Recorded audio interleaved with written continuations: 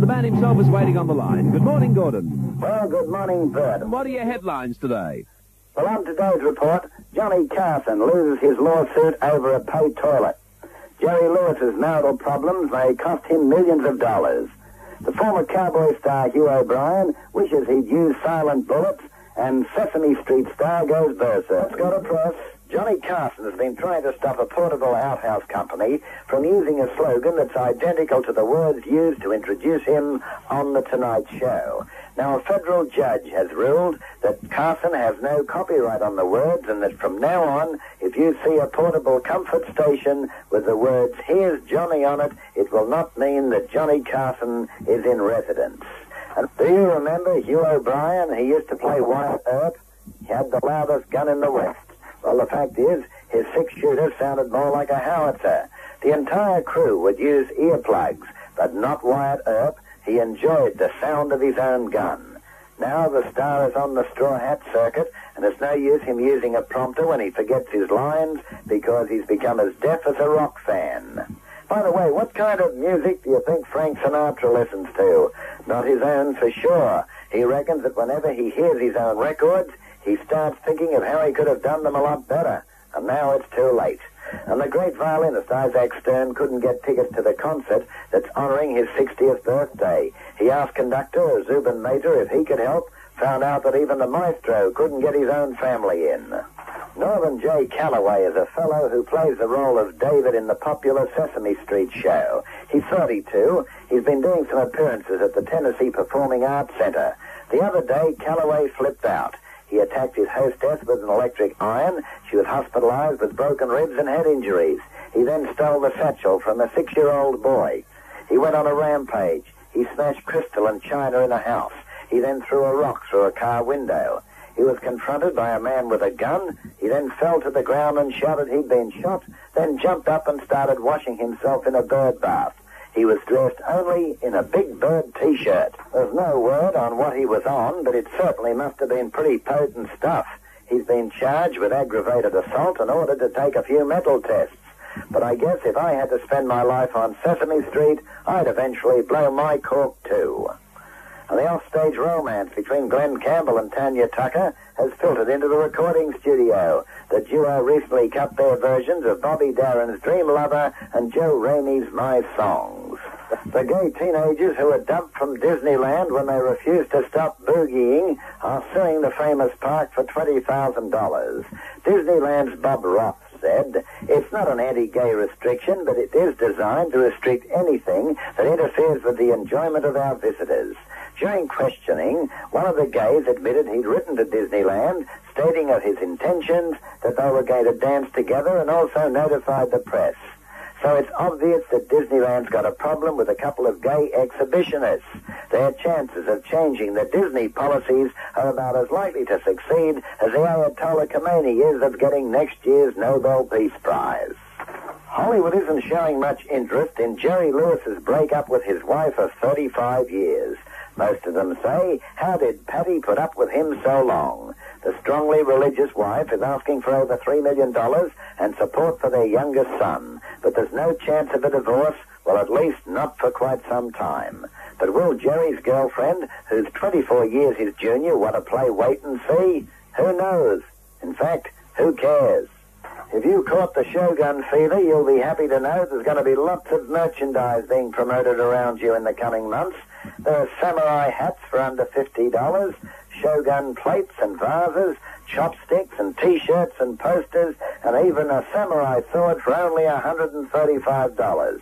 Of course, if you don't care whether the sword's got Shogun on it, the Sportsman's Catalog will mail you one for only $54.95. But of course, there's still the pawn shop down the street. Mickey Rooney has turned 60, but he says he doesn't feel a day over 35. Of course, this does not include early in the morning when he starts shaving. That winds it up. Gordon Currey in Hollywood. Thank you, Gordon. I look forward to talking to you on Monday morning, and I know that you feel that tomorrow may the best team win. I'm with them all the way. In fact, both teams will be terrific. When you reach the final there, you've got to be very, very good. When you were living in Melbourne, Gordon, which team did you support? Collingwood.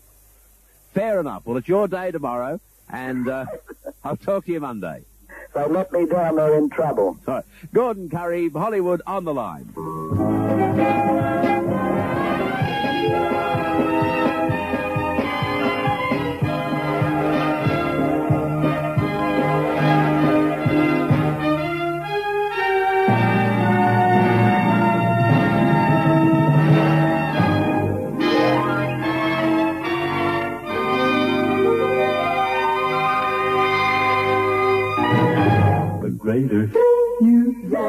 Have the Italian earthquakes been headline news over there? Oh, yes, yeah. Of course, the tragedy of Italy is the case of a country that's always been earthquake-prone. They've always had problems over there with it, but they've done very little about making the homes of any standard where the people will not suffer from these things. In California, for instance, you cannot have all brick homes. Like in Australia, you'll have a double layer of bricks when they build a home. If you build a home like that here and you had an earthquake, the darn house would fall on you and you'd be killed. So what do you build with? We build with stucco. In other words, we have a wood frame, then a wire netting, like a chicken wire goes over that, and then stucco, which is a form of cement, is over that. And so it doesn't matter how expensive the home is, it'll still be made in that fashion or made all with wood. That's interesting. On the Bert Newton Show, it's back to Gordon Currey in Hollywood, and here's what's happening in Tinseltown. On today's report, Robert Conrad helps capture a notorious motorcycle rapist. The MGM Grand Hotel faces lawsuits and losses that could amount to over $1 billion.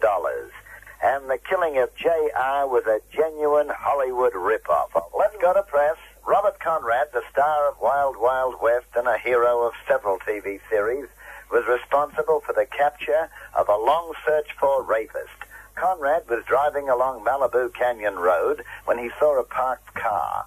The windows were up. He saw a face of a girl. She looked terrified. Bob decided to look for a police car or get to a telephone.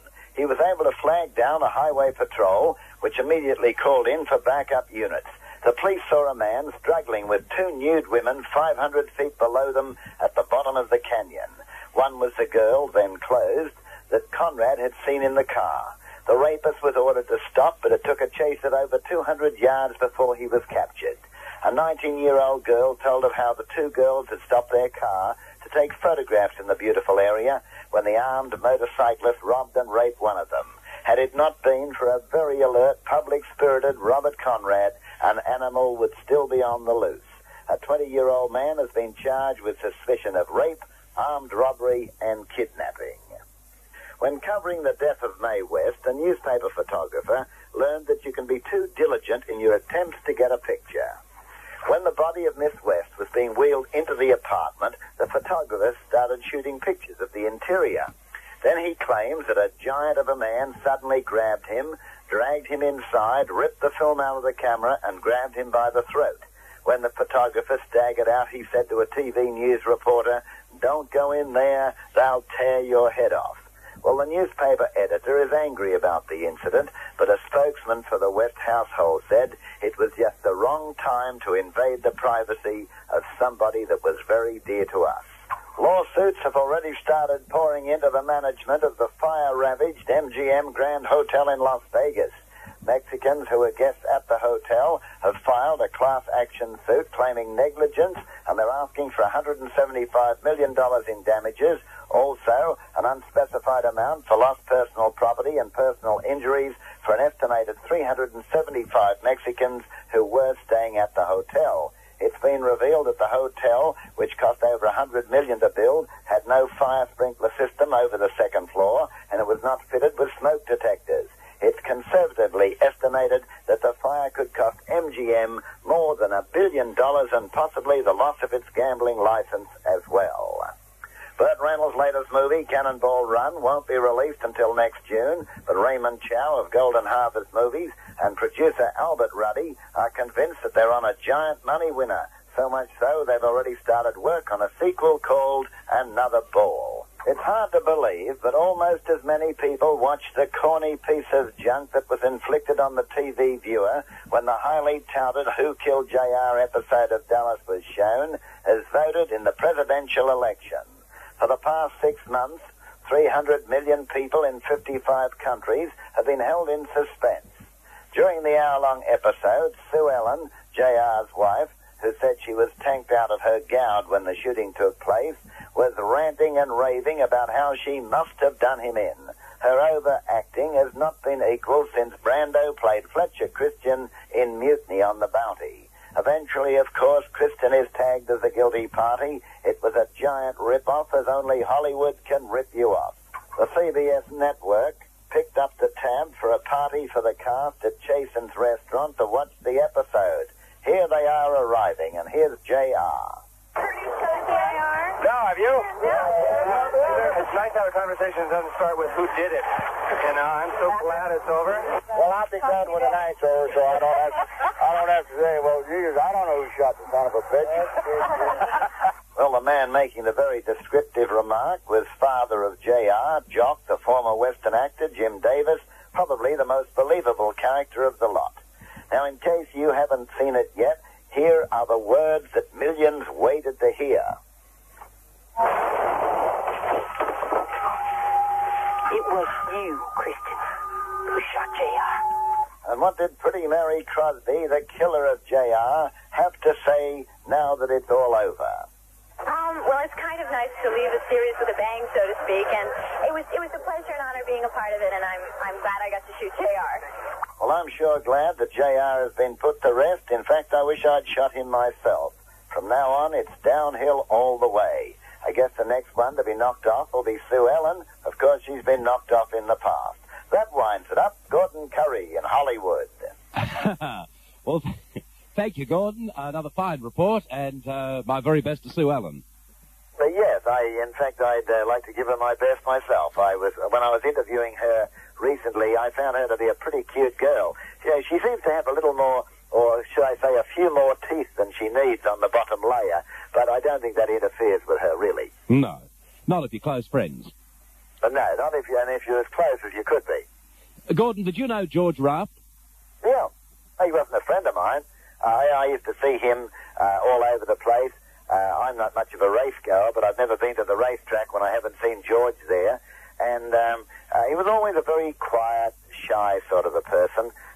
People seem to fear him for some unknown reason, but that's like people who fear Frank Sinatra. He's no tough guy, but everybody thought that George Raft was a tough guy. He played that role, and there's no doubt about it. In the old days when he became a top dancing star in Europe and in New York and Chicago and everywhere, that was the days when the mobsters controlled all the speakeasies and what have you. And so naturally he was associated with them, and it was one of the things he had to live down. But everybody that knew him liked him, although he was very, very much his own man, always in his own little world.